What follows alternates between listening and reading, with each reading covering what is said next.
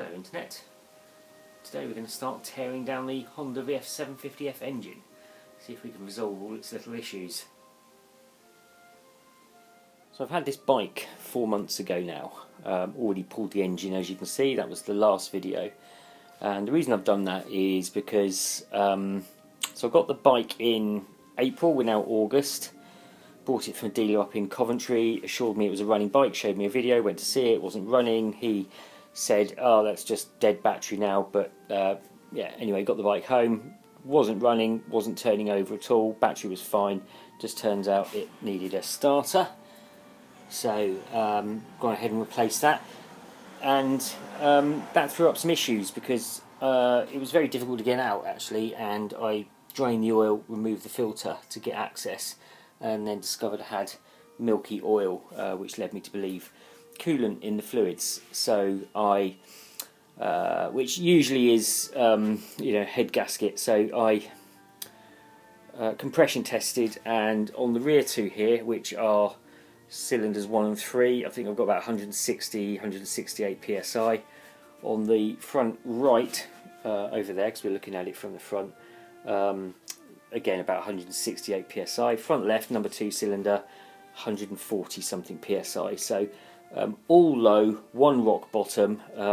They're okay at that level if they were all roughly the same, but that one's very low, and leads me to believe we've got a head gasket issue there, which is probably the cause of water getting into the oil. So the whole thing needs to come apart to have a thorough clean, because I don't want loads of milky frothy oil in there, even if I sort the head gasket out. But also it needs a strip and repaint, because you should smell this thing. The whole bike smells of wood gloss. It's just awful. I've mentioned it on previous videos. I don't know what the previous owner was doing with this. Well, you can obviously see from the shocking rockers that they clearly just went mental with the paintbrush. So it needs to come apart. When you do fire it and it turns over and gets warm, all the paint bubbles up. I'm not even sure if you can see how bad it is. Let me get a light on it. You just look in there, look.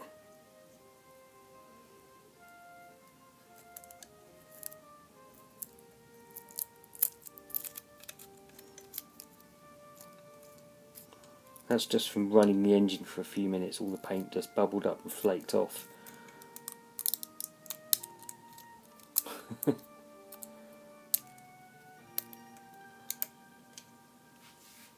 I've got the tank up there. I cleaned that out with citric acid. That's all good inside, but the paint on that is just the same. It looks like it's had wood gloss on it, and all those sort of blue lines are just like electrical tape. It is shocking. We sat over there. All the brakes need unseizing. The forks are misting. There are 1 or 2 cracks around the rest of the fairings that will need repairs, but the whole, all the fairings need either a respray back into the original colours because the tank's all wrong, or a vinyl wrap, which I'm kind of keen to have a go at myself. But yeah, I've done a walk around video of this entire bike already, so go and check those videos out. I'll give you a lot more information about the state of the whole thing. Service data will tell you to take off. This is the stator cover. It tells you to take off the stator cover and stator and clutch cover the other side, and clutch and starter motor, in order to remove the engine, and you don't need to do any of that. It might make it a bit easier getting it in, but you certainly do not need to. It will slip down, tilt over, pull out, no problem whatsoever, with all of those appendages still attached. So I think that is probably just a bit of weight reduction to make it easier. Probably would take a couple of strong young men to lift that engine, and I am not young, I am not strong, and I am just one man. So I used this rather good 1 ton engine hoist. Did the job just nicely. You can see it in the last video. What we're going to do today is we're going to start pulling it apart and taking a look. Well, we're going to do a full strip down. And one thing you'll notice on a lot of my videos is I use an awful lot of heat and hammers, and you know, it's my stuff. If it gets broken, it's on me. Oh man. I thought I'd give it a go on this heat shield on the rear downpipes first, because they're going to be the things that are going to be the most problematic, I'd imagine. Oh, did that turn off? Yeah, it turned. Good.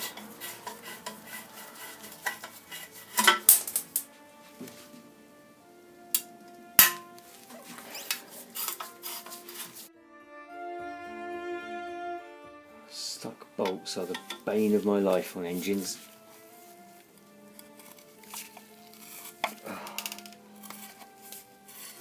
Sorry, I'm knocking the camera.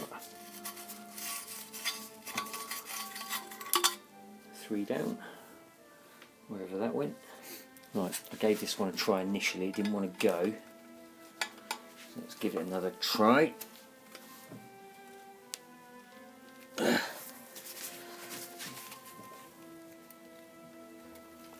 Before we go marring up the head.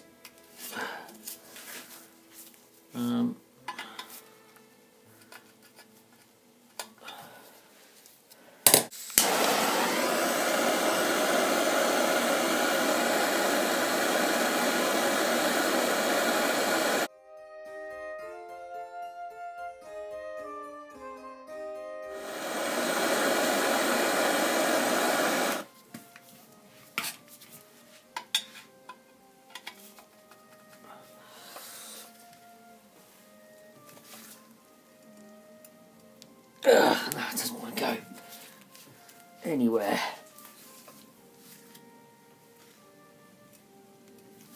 No, that is chewing it out.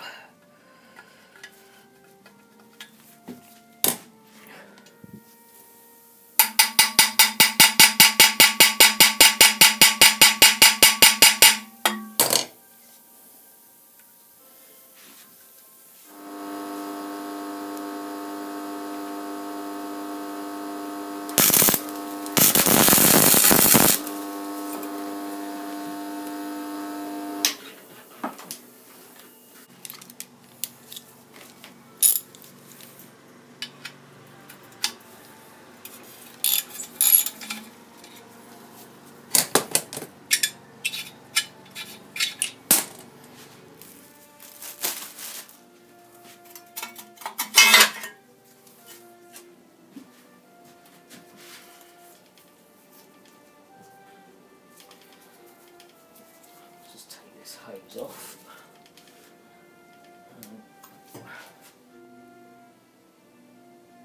Hopefully these don't give me any grief. Shouldn't do.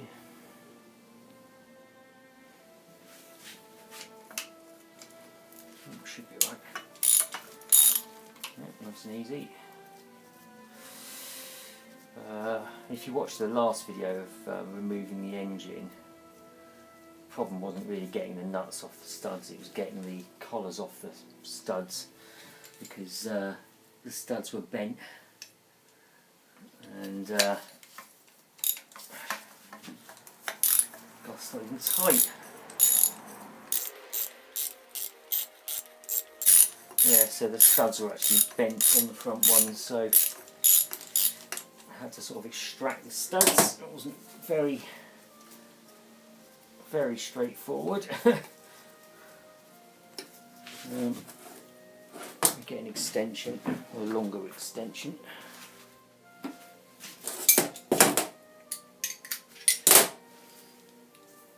Right. So, judging by the way that collar's dropping away, I think we've got no issues with this one.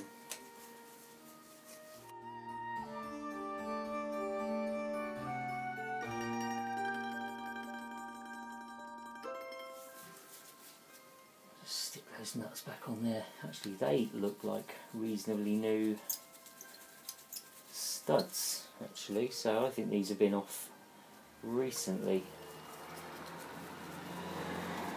Right, sorry if I get in your way.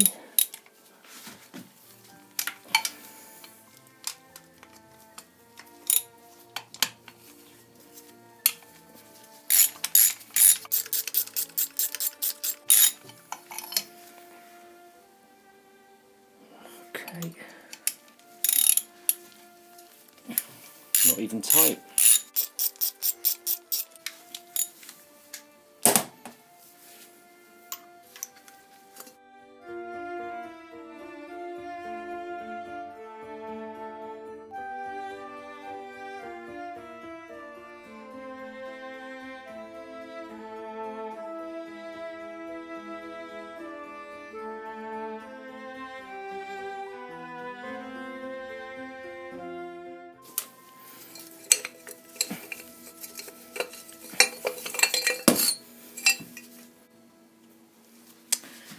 Right, well again, no issues with that one, if only the front had come off so easy. That's the clutch push rod that just sits underneath where that would be where the sprocket cover was obviously, and the hydraulic clutch would have sat just over that. I don't know if there's any ball bearings lurking in there at the other end, so I'm going to just leave that in there for the moment just to contain everything.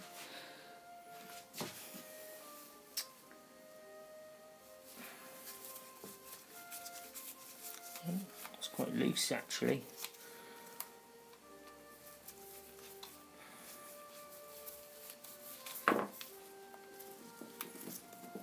Okay. Most of the things on here are just pipes I've taken off, I should say. I've just been a bit paint locked, that's what I'm trying to say.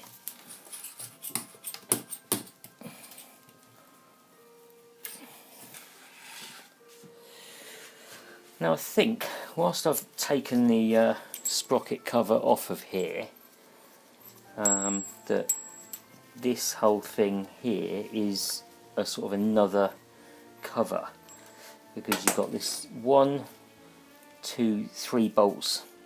This one was completely tucked away underneath the cover, so I think take those out and that should lift that piece away, I think. Yeah, 12mm.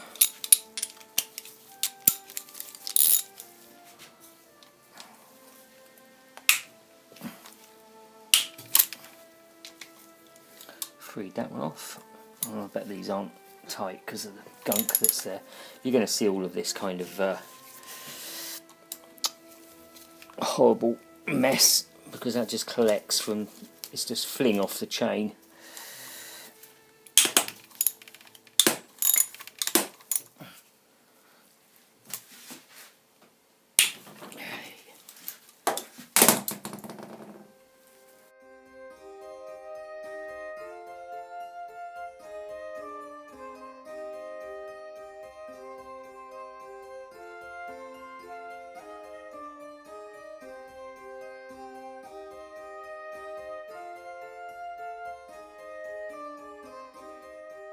Okay.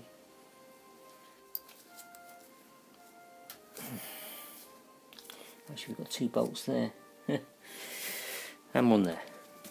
Okay, let's get them out. The small drive on them would have helped if I'd have had a bit of a better extension. Just keep track of all your bolts, what goes where, because they're not always the same length.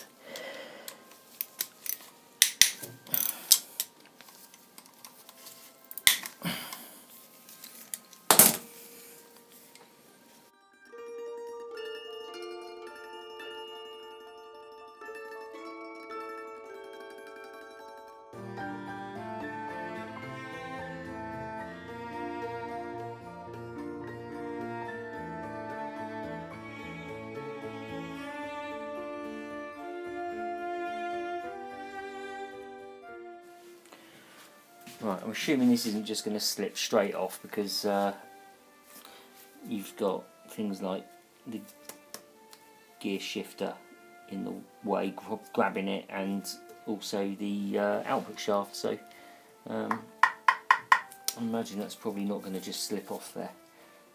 It's pretty tight in there, so what I'll do, I'm going to leave it until I've gotten a bit further and know exactly what's attached to what and holding what, You've got this oil feed here as well, actually, that's connected probably to the bit I'm trying to pull off. So just that union right there comes up to the head there on the rear, and also round just there. It's got a little bracket there. Yeah, this is a really bad design because the oil pump's got a spur that comes off the top of it. Is that 14? Ooh, that's 15, you know. I don't need the extension. Yeah, so the oil pump's got like a spur that comes off the top of it and sends oil up to the transmission and then onto the cams after that, apparently. I'll be able to see a bit more clearly once I've got into it. So it completely bypasses any filtration, and apparently it's quite a weak feed. Oh, that's not good, is it? Get in there. So the problem with that is that these cams don't get enough oil, and yeah,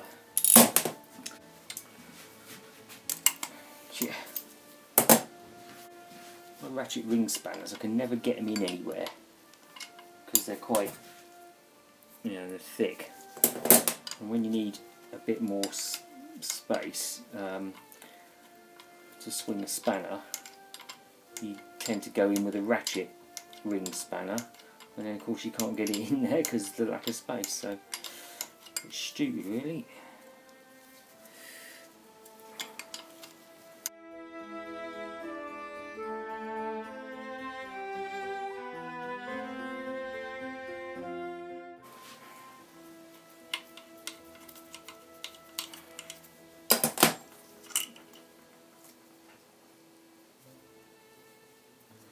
You can see the washer on the end of there. Probably needs a copper one, doesn't it? But okay, same on the other end.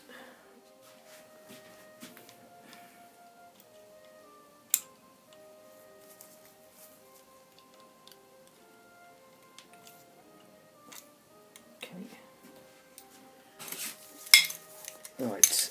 I think that one there's 8mm, so I'll loosen that one off first. Yeah.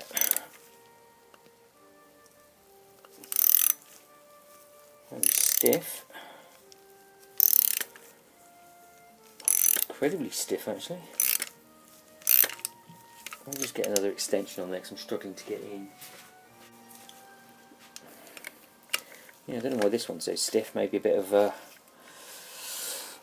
rust in the threads or something. I don't know, but not one that just sort of cracked off and then came free. Put it that way, still really difficult to turn. Oh, now it's freeing up. Hopefully just a bit of ferrous oxide. I don't like a bit of alley oxide in a thread when you've got a steel bolt into an alley thread, because that can be quite problematic, as in difficult to clean the threads up.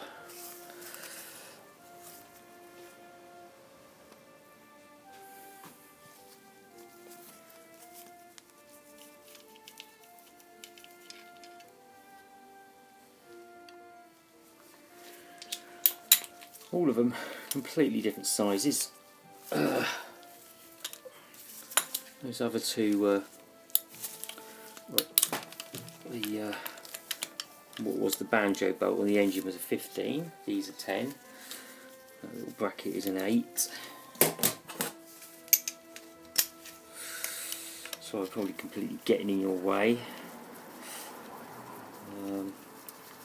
So yeah, these two essentially is a banjo bolt, is an 8mm. Is that a banjo? Should be. I didn't have a washer or anything on top of that.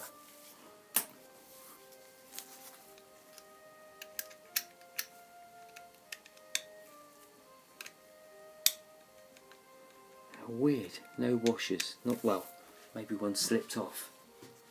Yeah, slipped off, but I can only see one anyway. Just this one now. I think I've got one more bracket actually. Yeah.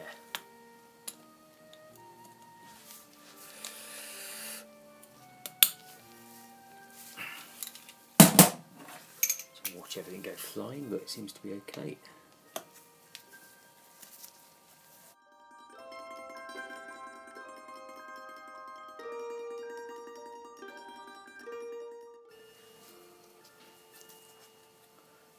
Yeah, again, there's no washer on top of that. So I'm assuming there's one underneath, which we'll dig out in a minute. Another bracket bolt just there.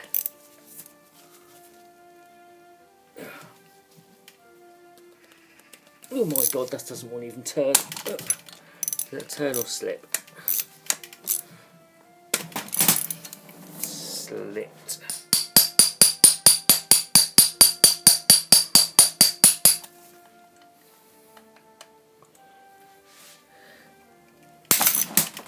I'm really hoping that freed up. Yes.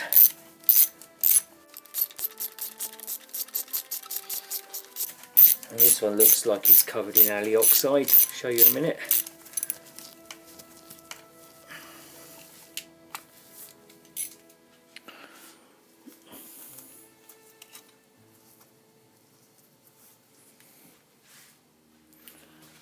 Right. Let's see if that just lifts out. Should do.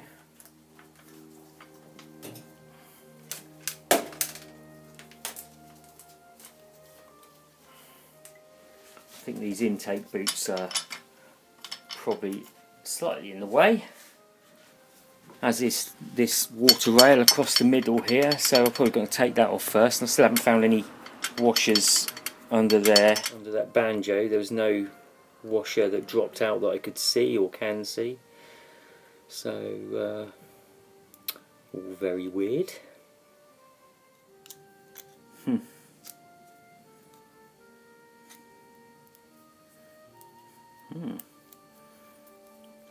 Peeling off there.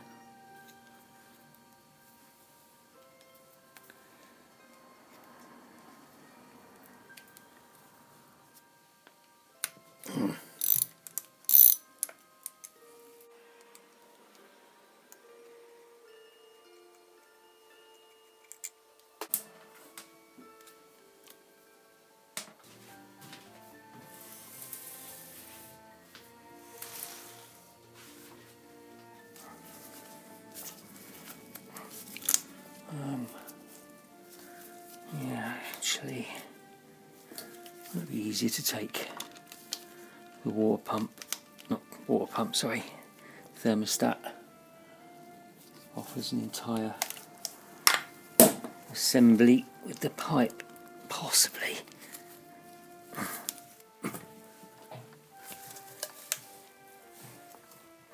I'm going to punch myself in the face in a minute, either out of frustration or because this is going to suddenly go. There you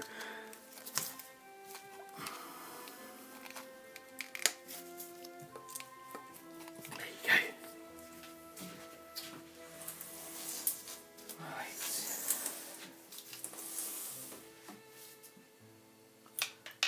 That's not freely moving, so there's a union there and one just there. I'm not sure if that's even on camera, but so that just needs to be kind of wiggled out really, but it's kind of getting, you know, if you've got something stuck in and all you can get is your fingers in there and not a very good angle, it's never going to be an easy job, is it? Especially if it's been in there like 40 years. Also, absolutely no idea what that little screw is there just going into the side of the intake. No clue. Just get a bit of a movement there, because you can see it will just exert a little pressure on the joints and break them free maybe. Let's get the other end of that pipe off. and at least get the water pump out of the way. Oh, I keep calling it water pump, thermostat.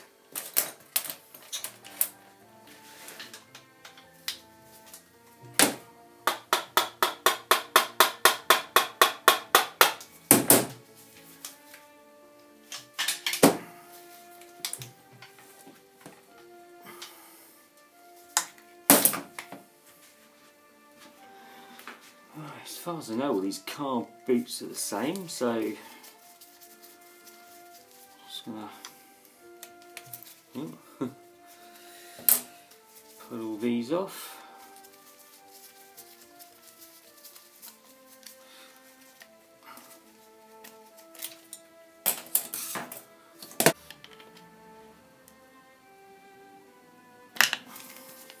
Okay, I think that's a very interesting feature, a nice big screw fit intake. Staring straight down the intake there, that's one, or you can see both of them actually, the other one just slightly tucked away. Two of the intake valves on the number 2 cylinder, the one we're just working on now, the one that's got low compression.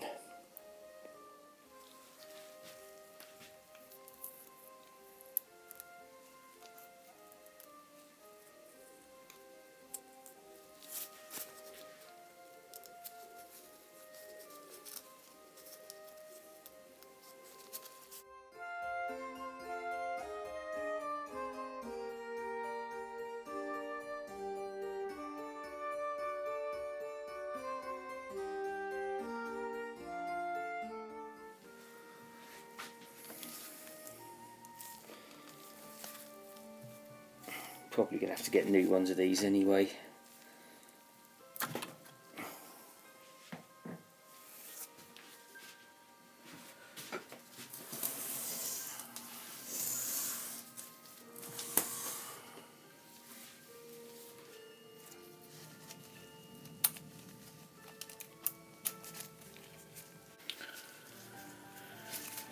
Sorry about the camera wobble. It's because my tripod is sat on a wooden cover over the pit that's in the garage is the issue, and it's rocking it.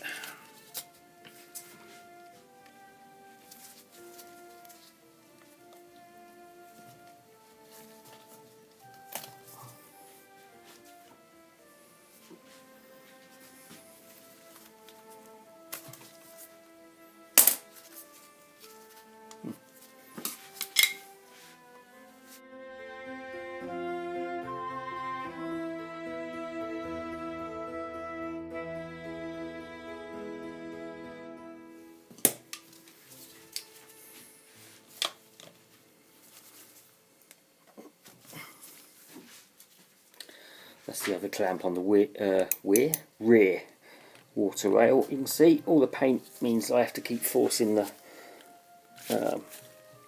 sockets onto the heads of nuts and bolts.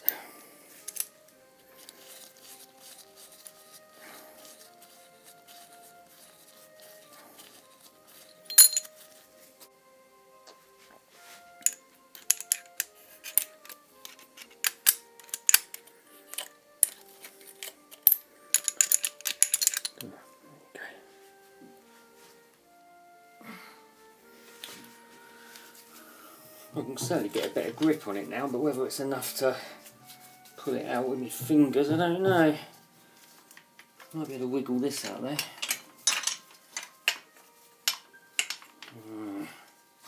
Yeah. Could kind of leave those on until I've got the cylinder heads off. I guess it might be easier to get in there and pull those out. I don't know, but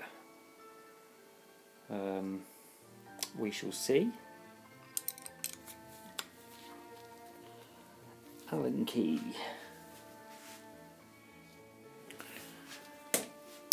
Okay. Alright, that's just turning. For a minute I thought that was going to work. It might, if we don't use the ball end, we use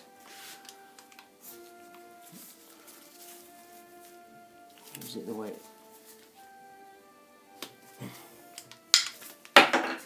Sure that turns on the bolt head there. I wonder if that's rounded.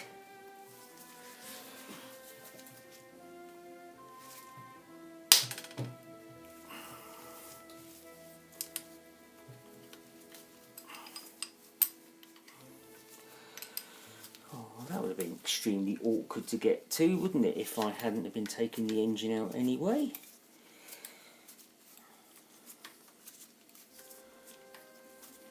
Nice little bit of aluminium oxide on that bolt.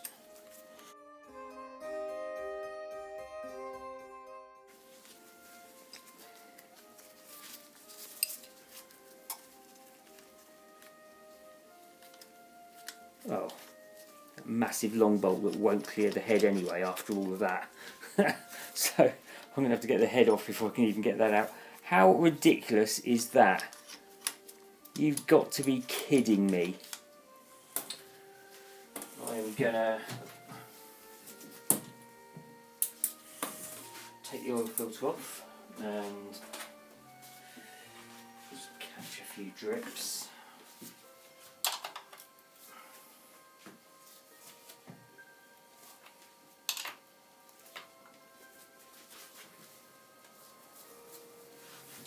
And then I'm going to take the side cases off.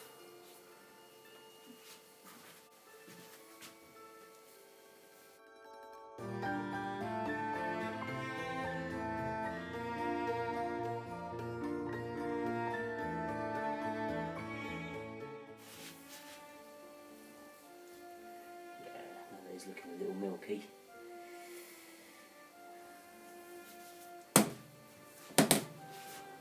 Yeah. As soon as you've got it on, it kind of pushes the paint aside, and then it's kind of okay. It doesn't help I'm actually using a sort of a hex socket rather than a multi-point, because slightly harder to fit.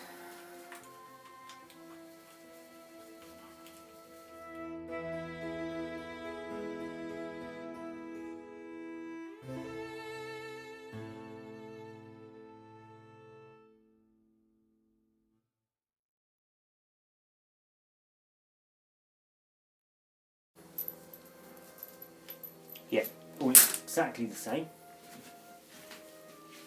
Makes it nice and easy to put them back, especially as they won't be covered in paint.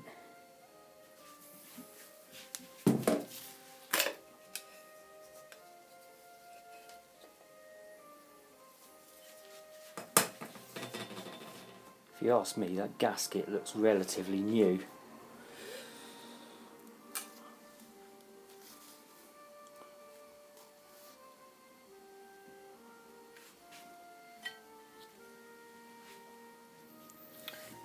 See, this little bit of oil looks relatively okay, but then I'd already changed it, so I'm not expecting it to look terrible.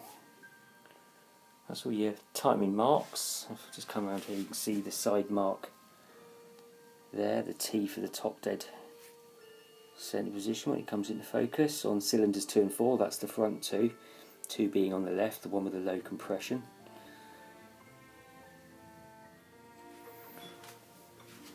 Let me just tilt this engine back to its sort of correct upright position. I just did that to slow down the drip of oil coming out of the filter entrance. Can you see that? That's paint on the actual rotor, on the mating surface of the stator cover as well. So it's inside the engine. And if you can see that line there, which is where the top and bottom cases join the mating surface, that's your timing line.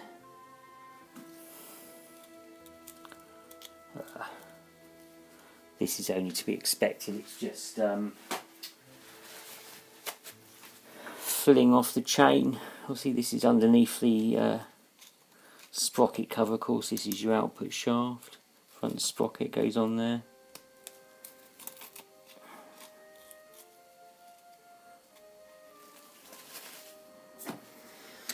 Right, so as I've mentioned previously, what I'm going to do firstly is check the valve clearances. So let's just clean up that little surface there a little bit so we can see our tiny mark. That was nice and easy. See what I'm doing now. So we're going to rotate the engine counterclockwise. Yep, 17 first time, until we get the there's a 1.3 mark on the rotor, and that should get us. Oh, I've just gone past it.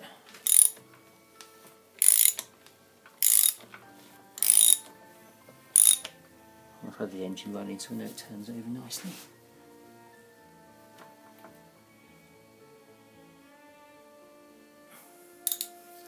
Here you go. I am going to turn it back ever so slightly. Shouldn't matter, but there you go. And that should get cylinders 1 and 3 in position. That's number 1. So let me get these rocker covers off. I can't use Allen keys on these because you need to hammer these in every juncture.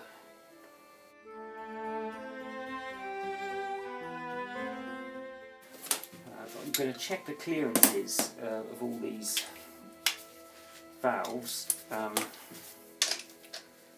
I doing? Half inch.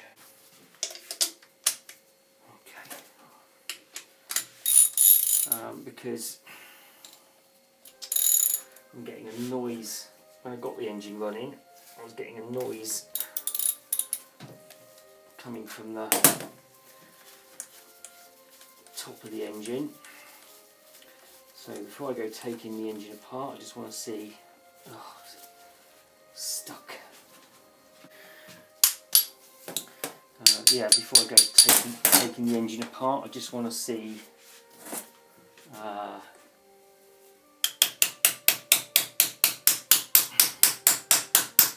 Whether we've got really slack valves or not.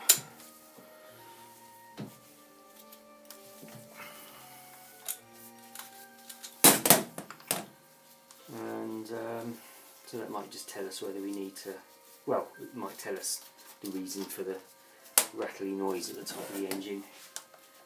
And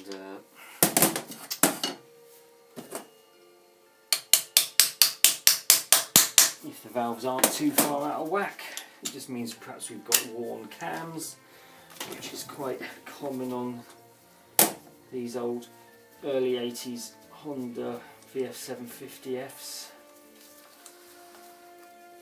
because of the terrible oiling.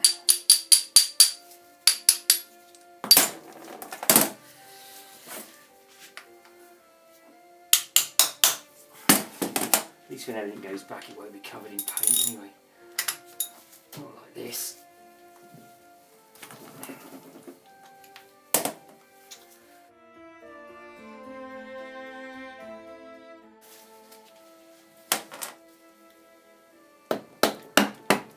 Ooh, something moved. There you go, not too bad. Gasket came off with it.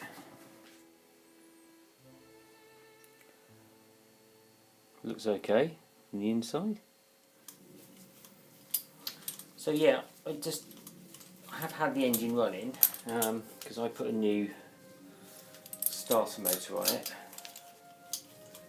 and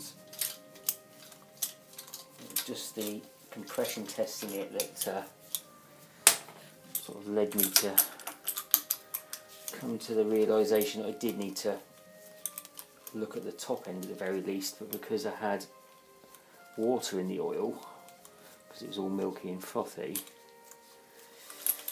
I concluded that that was due to the coolant getting into the oil, probably across the head gasket, and this cylinder is low on compression, so it's coming completely apart for that reason, because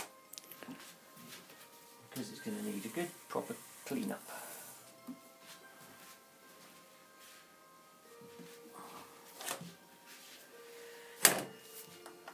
And repaint.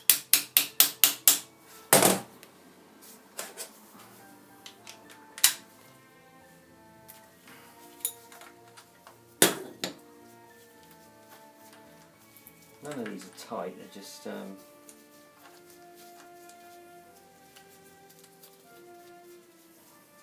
annoyingly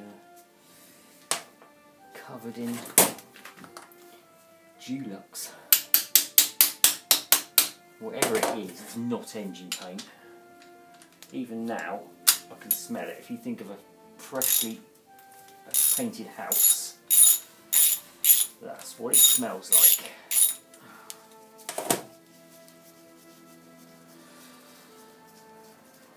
Everything I'm taking off this bike I'm sort of storing and labelling, so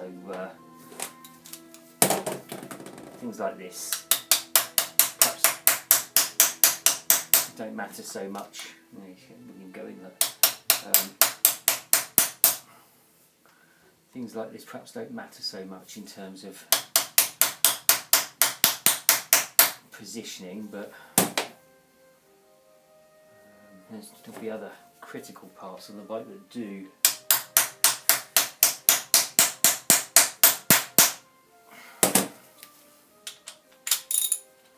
Oh, it's ridiculous.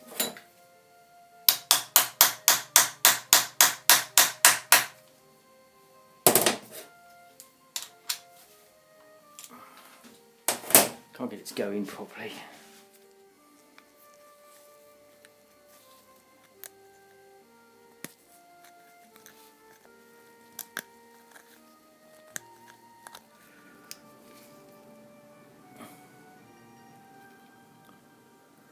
Do you know what? I've used all sorts of things to get difficult fasteners out, nuts, bolts that are rusted in or sheared off or whatever. Yeah, heat, welders, air saws, you name it. But paint stripper.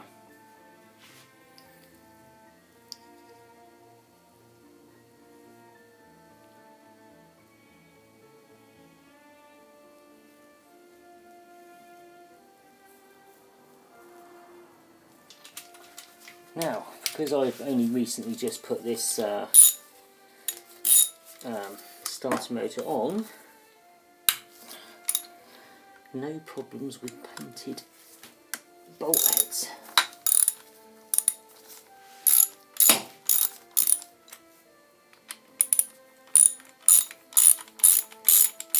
Should come out quite easily.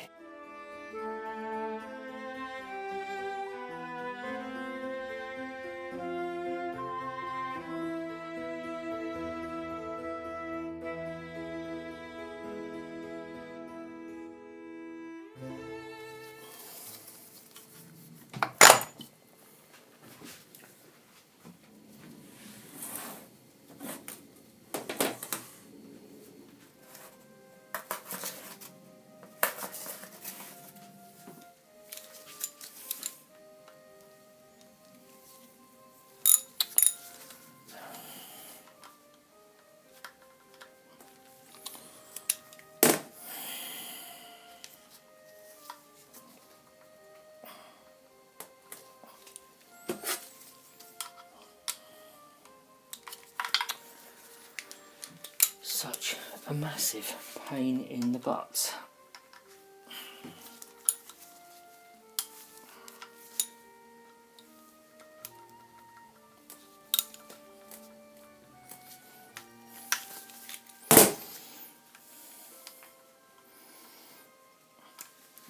real risk of damaging these, I'm going to see if I can put a ring spanner on that.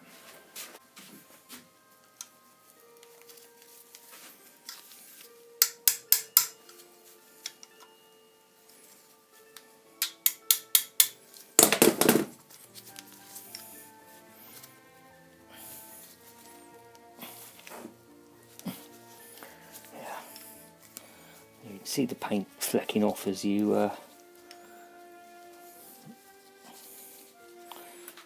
basically get the spanner over the head. Right, I think what I'm going to do is I'm going to paint all of these with paint stripper and then come back to all of them, because I do not want to be damaging any of these.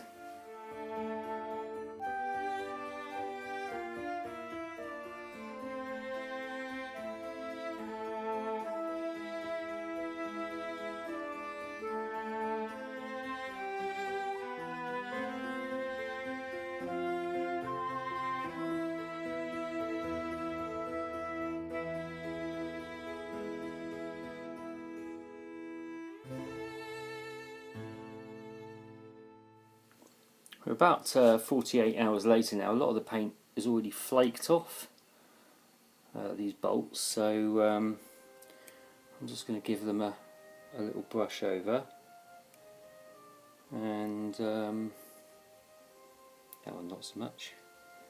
Yeah, let's give them a little brush over, including these, not there, and remove them.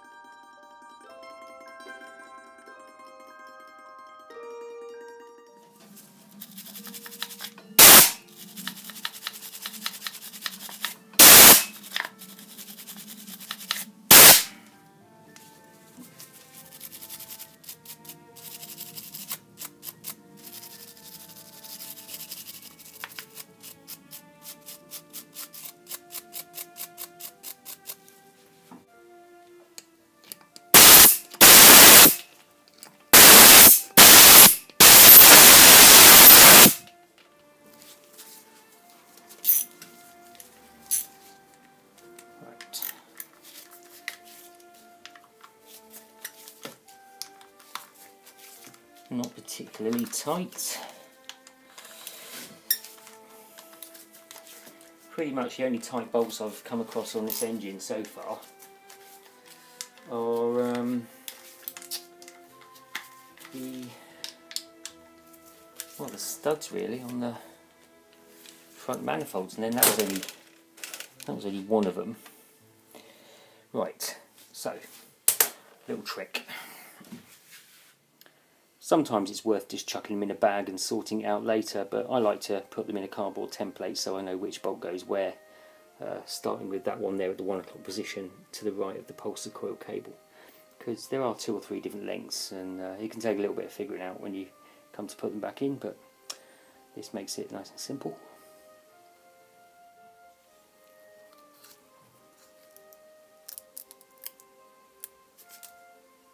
I mean, seriously.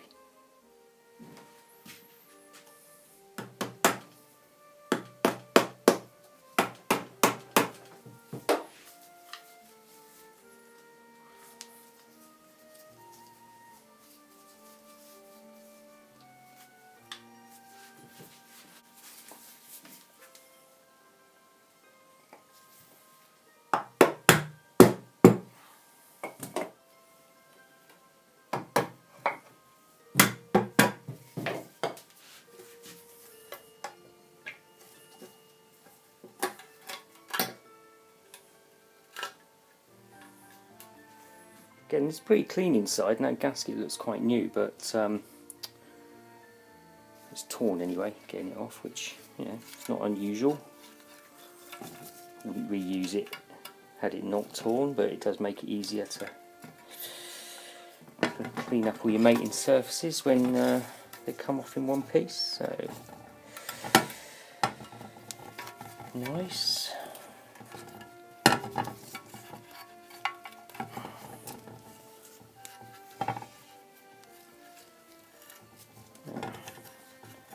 Always one little bit in there.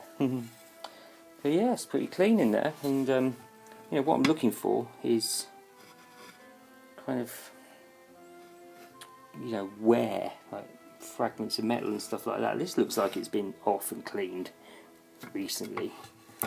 Aside from the oil change I've done, this does look pretty. I mean, there's no gunk in there, there's not 40 years of gunk in there. It does make you wonder if it's been apart, why it's got low compression one cylinder though. Someone's obviously taken it apart, at least in part, and not done too much with it. So those are your two pulsar coils right there, and you can just see its wiring running up through that sheath, and then you've got the 4 wires there which come out and run down to your connector there. So that's what those 4 wires are. There's a 5th there which actually comes from there, which is going to be your oil pressure, I guess. All nice and clean, can't see any muck. Could say absolutely spotless.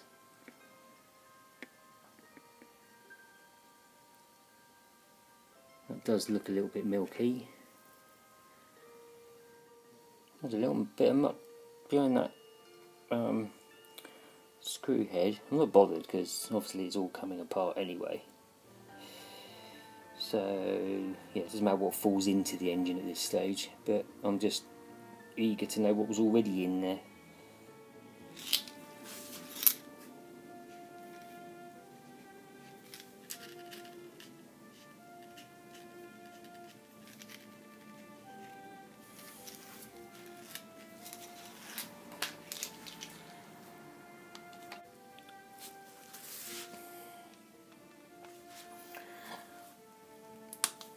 I think in all honesty these only go back one way, but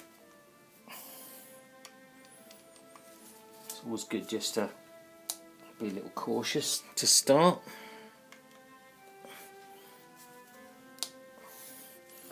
I'm not doing this in any particular order, by the way, I'm just pulling things off at the moment. When you put things back, there's going to be a bit of an order of operations, because it's so easy to put something on and then realise the next thing you're looking at is kind of obscured.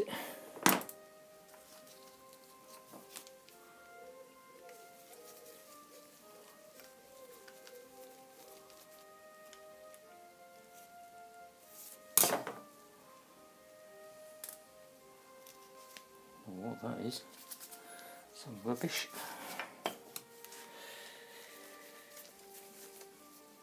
Same on this side actually.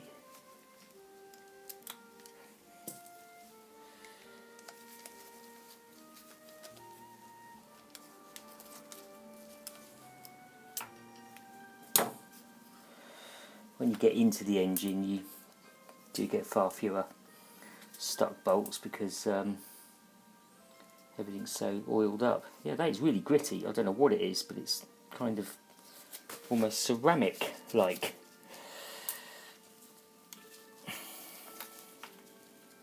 Strangely. Now that should just slide out, but oh, and it does. Oh, I've got to get that off too.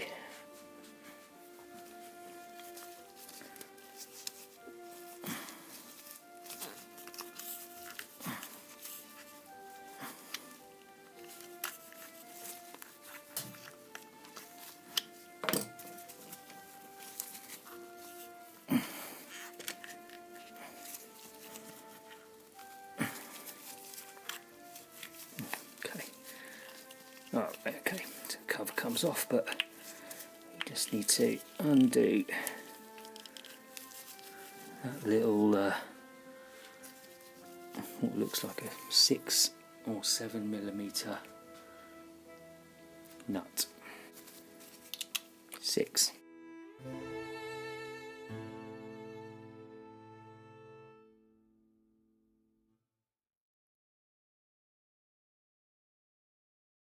Let's just pop that back in for safekeeping.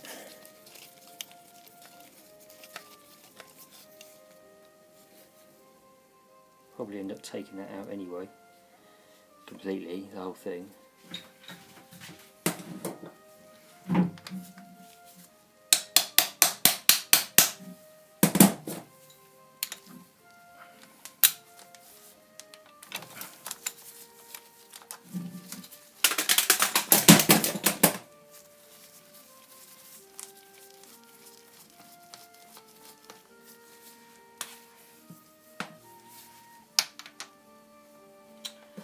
So yeah, still a little bit tight, but now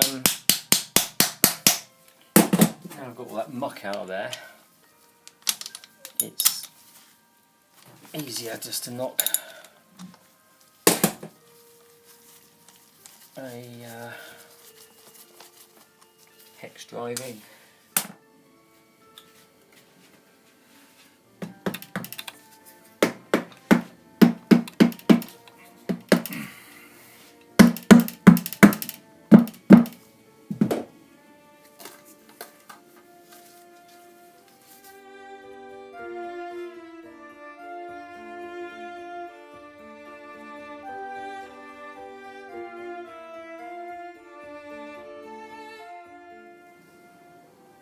Right, so what we're going to do, we're going to take a look at the rear block first, which is 1 and 3, and I think we've already got it in position. Let's just double check.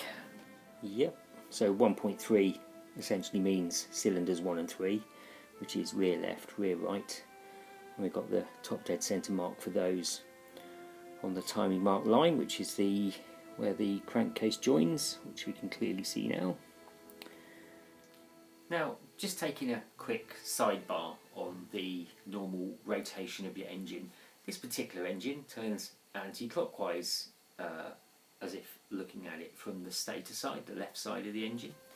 And generally, whenever you're going to turn an engine over manually using a ratchet, you should turn it in its normal direction of travel. But why? There is a reason for it.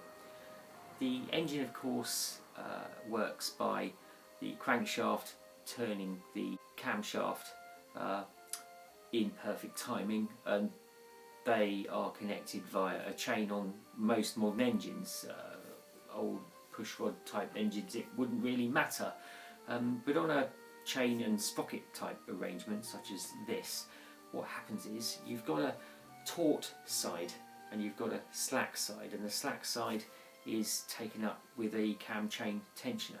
Now when you turn the engine in its normal direction of travel, what you're doing effectively is turning the crankshaft, immediately pulling on the chain. There's no slack there, and it immediately turns the camshaft, and everything is in perfect timing. If you try and turn it the other way, there won't really be any problems, but there will be a bit of a delay when the crankshaft turns and it's taking up the slack in the chain on the slack side, and then after a short interval the camshaft will turn. The problem with that is that you do run the risk of ramming a piston into a valve. Now whilst the valve is made up of extremely hard metals, the piston is soft aluminium, and you do run the risk of just damaging the piston crown. Probably wouldn't even make contact depending on the positions of everything at the time you turn it. And if you're just kind of turning it back slightly to get it into the right position, you're probably absolutely fine. But it's just best practice to turn it in the same direction just to completely eradicate that risk. That's the reason. And of course, if modern engines weren't interference engines, valves and pistons wouldn't occupy the same space at the same time, we wouldn't have a problem.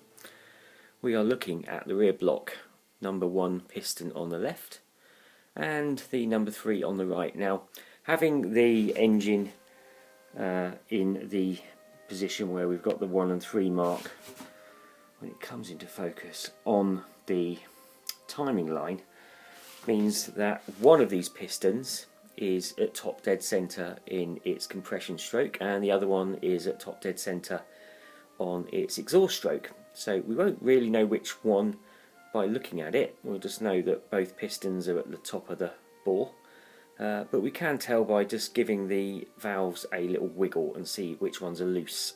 Just looking at the cam lobes on number 3 cylinder on the right, you can see that the exhaust is pointing up and away, and if you can see it, the intake is pointing up and away. Whereas on the number 1 cylinder on the right, the cam on the exhaust is not, and the cam on the intake is not. So I'm surmising from that, or just determining from that, that what we've got is the valves open on the number 1 on the left and the valves closed on the number 3 on the right. Therefore the number left is going to be top dead centre on its exhaust stroke, and number 3 on the right is going to be top dead centre on its compression.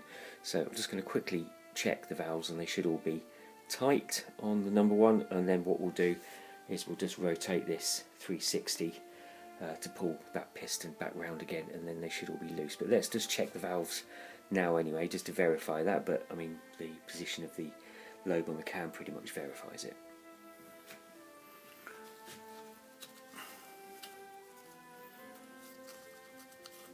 There's absolutely no movement on them whatsoever, so that means that's on its exhaust stroke, and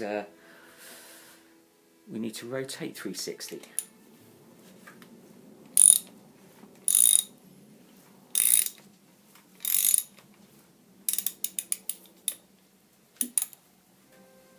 Pretty much bang on, but let's just quickly get that back. Now what I can feel is a tiny bit of wiggling, a very tiny bit of wiggling on these valves, and on the number 3 they're all tight. They were very, very slightly loose last time, but we've got a tiny bit of wiggle there now, so that means those valves are closed. But I cannot get 0.15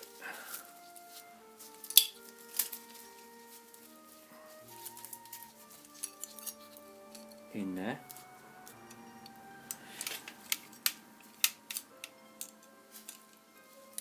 That is absolutely, I mean, you should be hearing a bit of noise there. You can barely detect anything, and yeah, a 0.15 feeler gauge does not want to go in there. Just sticking a 0.05 in, and that's about the kind of drag that you'd expect.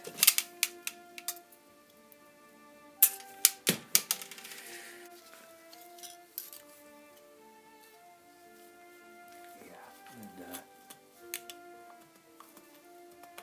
and 0.1 just about goes in on the exhaust, and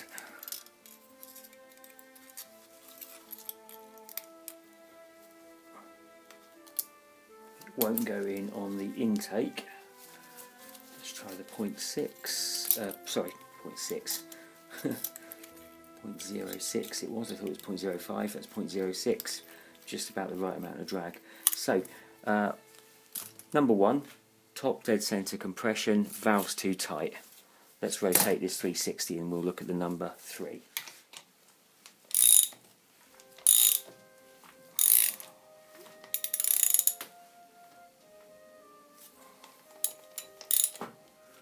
Okay, so there is a tiny, very tiny bit of wiggle, which means again they're too tight. And let's try the 0.1 millimeter to start.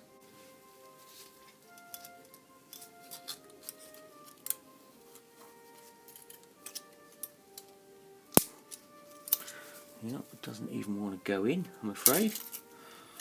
So let's try the 0.6.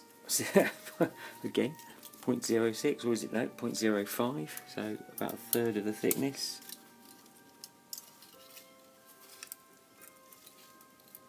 And that's just about going in, so that's far too tight, even more so than the number one. And that goes in okay on the intake side. Let's try the 0.1mm.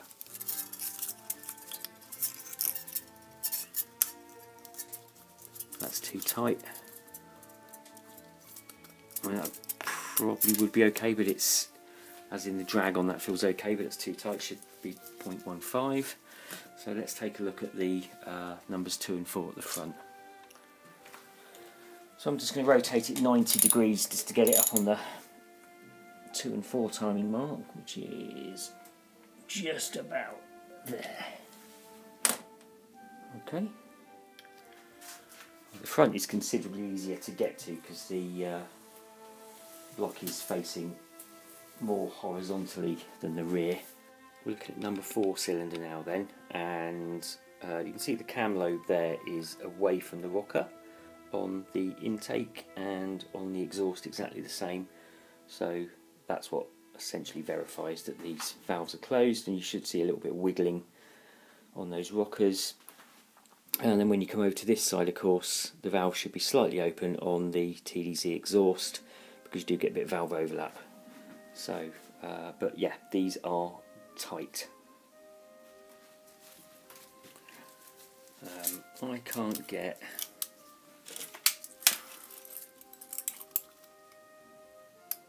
a 0.6 feeler gauge in there on either of the exhausts.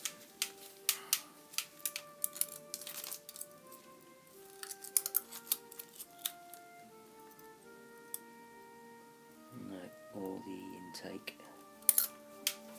So it would appear that all the valves, without exception, are tight.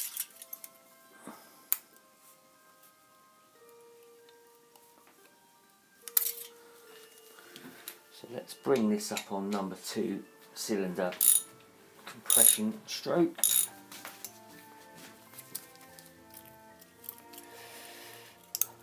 Which these are slightly awkward anyway to get to, but not impossible.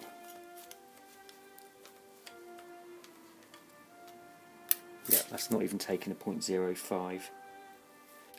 Let me just demonstrate. I'm going to just back off the lock nuts and the adjusters, just to give you an example of what it should sound like.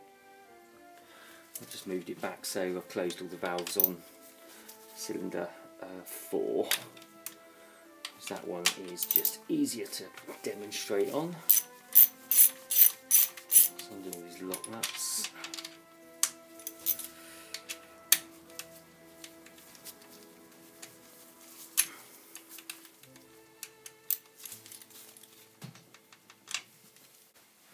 Get a spanner in there.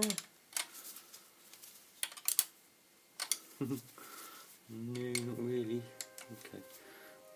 Not a ring end anyway.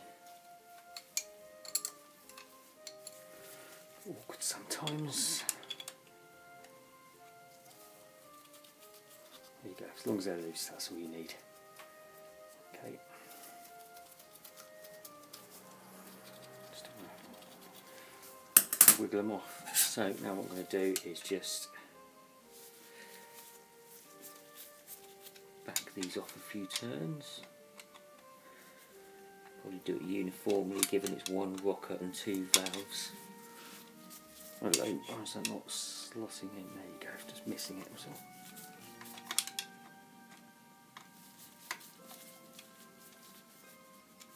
Really loose now.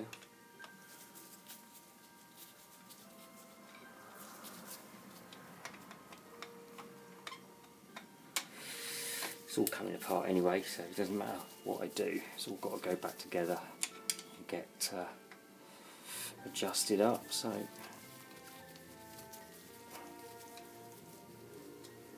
So these are the exhaust. That's what you should really be able to hear.